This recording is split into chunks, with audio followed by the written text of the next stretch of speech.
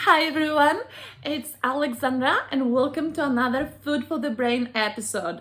Yes, this is the Zen Warrior series and today we're going to talk about creativity. So I'm planning to share with you some of my most favorite, powerful, easy to follow tips that will help to promote alertness, focus and relaxation all at the same time. Those tools help us to put the mind into the right kind of mental flow state and just help us to get the job done. So before we get started, I just want to say to highlight that what I'm going to share today is not it's just for entertaining purpose. So I'm not a medical provider, I'm not a doctor, I'm not a scientist, so please get advice by your personal medical provider first before you follow any of those tips. And now we're ready to get started. So many of us have heard about quantum physics, epigenetics, biofeedback. Very few of us though know what those aspects of science are all about, and it doesn't really matter. What we do know is that there is so many scientists, so much evidence which shows that we actually are able to control our mind. And if you think about it, we're getting closer and closer to not only be able to monitor our brain, but also to strengthen it, and in many cases, to even change it. So when it comes down to creativity, most people claim that they are the most creative when they are having a shower, after a workout, whilst they're going for a run, and all those kind of cases. And the reason for that is that during those activities, the brain is calm, but also is relaxed and clear. And during those activities, we tend to activate our alpha brainwaves. So if you're feeling like you're lacking in inspiration, then activating your alpha brainwaves, it's a game changer, right? So I'm going to talk about the brainwaves because many of you might be wondering, okay, but what are brainwaves exactly and how can we stimulate them? So scientists now believe that there are 5 different brainwaves frequencies, all of which move at different speed depending on what we're doing and how we're feeling during the day. So for example, when we are trying to make a decision or to solve a problem, then we have the brainwaves, or the beta brainwaves are the dominant brainwaves that move really fast. In moments we're more relaxed, then surprise, surprise, the alpha brainwaves are activated. So there are 5 different brainwave frequencies. We have delta, which is when we are in a state of deep sleep. Then there is theta. We experience that during light meditation, light sleep, extreme relaxation, and in those kind of cases when we are relaxed but awake.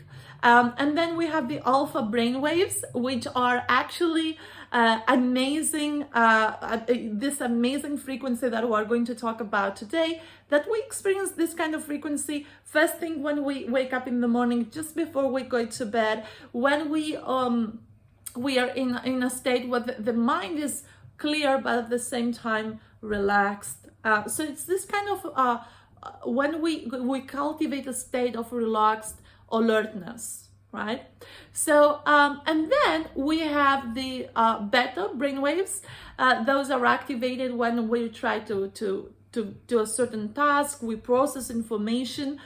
So throughout the majority of our waking lives, actually, we tend to activate this kind of frequency. And then there is the gamma brainwaves, which is the fastest and it's the most difficult to access, really. And to when those gamma brainwaves are dominant, it is in moments when we try to learn a new language, when we try to process information which is like in a deep way, like deep learning. So in those kind of cases, Now I'm going to talk about alpha brainwaves, and because there is a scientific evidence which proves that when alpha brainwaves are the dominant produced in our brain, then that means that we are more relaxed, we are open, we are receptive. So this is why scientists suggest to try to activate this part of the brain in moments when we feel stress, fear, when we feel anxious. And also, there is more and more scientists, and there is a recent research which proves that when we activate alpha brainwaves, what actually happens is that we tend to become 7.4% more creative. So I'm going to share with you just my 3 most favorite tips that I personally use when I want to ignite my creativity. So number 1 is meditation. Some of the world-class athletes, like award-winning artists, world-class performers, when interviewed, share that part of their success is actually meditating on a regular basis. And in fact, from Oprah Winfrey to Clint Eastwood, and from David Lynch to Katy Perry, all those people, they tend to meditate every day, and they adapt this practice in a way to help themselves to be more creative. So why meditation helps us to do that is because it gets us in touch with our gut feeling. Our gut feeling is our second brain, and when we get in touch with this part of our system, then we tend to become better aware of our body, but also we tend to detach from our ego. We're better able to see the big picture. We tend to access the kind of subconscious thoughts and decision-making processes. And all those things that actually help us to be creative, right? Like meditation helps us to be really open-minded, which is one of the main elements of being a creative person. Then tip number 2, binaural beats or isochronic tones. Those are different audio frequencies that you can listen to one in each ear. So there are different frequencies. That's why you need earphones to listen to those frequencies.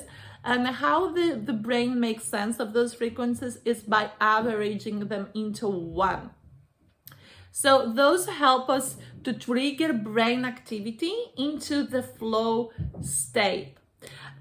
So some of my favorite platforms is the mindnoise.net and brain.fm. I'm going to include the links below.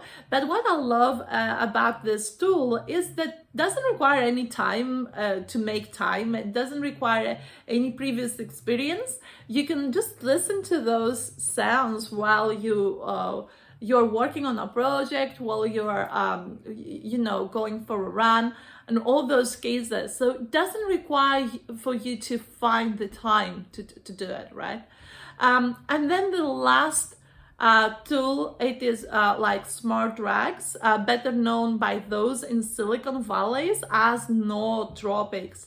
Now, nootropics are cognitive enhancers that support focus, memory, creativity, and motivation.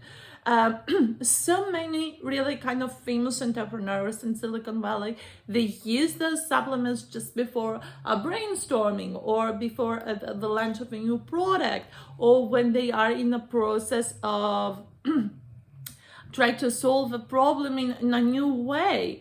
And they found those kind of supplements really, really useful. Some popular brands include Alpha Brain, Nutribox, and Australia's Nuts. So you can pick and choose the one that feels better. Each one of them, they have actually different kind of impact. So it's better to go and check, and of course, get an advice from your personal medical provider first. So these are the 3 tools that I personally use when I want to ignite my creativity. So again, number 1, meditation. Number 2, binaural beats or isochronic tones. And the smart drugs, which are cognitive enhancers, as we said.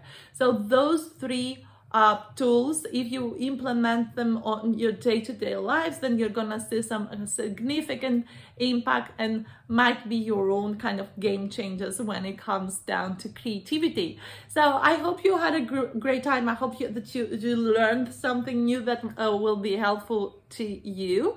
And yeah, let's awake a Zen warrior, and I look forward to see you on our next session. Bye.